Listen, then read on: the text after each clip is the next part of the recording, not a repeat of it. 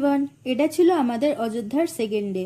সেদিন আমরা চলে গিয়েছিলাম অযোধ্যার সরযূ নদী, নাগেশ্বর মন্দির এবং অন্যান্য যে যে মন্দির আছে সেগুলো দেখতে। তাই আমরা সকাল সকাল বেরিয়ে পড়েছিলাম। তাই আমরা আমাদের গেস্ট হাউস থেকে বেরিয়ে ওখানকার একটা গাড়ি করে রাস্তার দোকানগুলো দেখতে দেখতে প্রথমেই চলে গিয়েছিলাম সরযূ তীরে। আর যে মোড়ে আমাদের গাড়িটা নামিয়ে দিয়েছিল সেই মোড়ে অসাধারণ একটা সুন্দর বিনার স্ট্যাচু ছিল, যেটা দেখতে অপূর্ব লাগছিল। এরপর সেই মোড় থেকে মাত্র 2 মিনিট হেঁটে আমরা পৌঁছে গিয়েছিলাম সরযূ তীরে। এরপর সরযূ তীরের কাছেই একটা সুন্দর মহাদেবের মন্দির আছে, নাগেশ্বর মন্দির।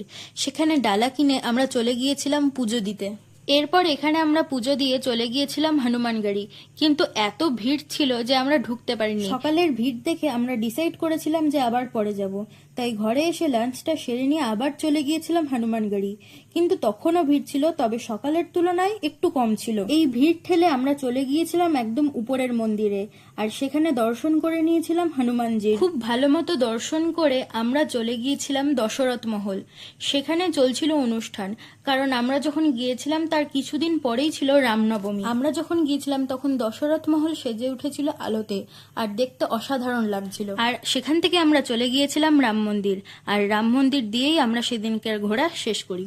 আর আমাদের সেদিনকে বেনারস যাওয়ার ট্রেন ছিল ভোর 4টের সময়, তাই আমরা সকাল সকাল উঠে গিয়েছিলাম। আর এটা সকালের অযোধ্যার রাস্তা। অযোধ্যায় এসে আমার পুরো পরিবারের অযোধ্যা খুবই ভালো লেগেছে, তাই আমরা আবার হয়তো আসবো, কিন্তু আপাতত বেনারসের উদ্দেশ্যে। বেনারসের ব্লগ নিয়ে আবার আসবো, ততক্ষণ টাটা।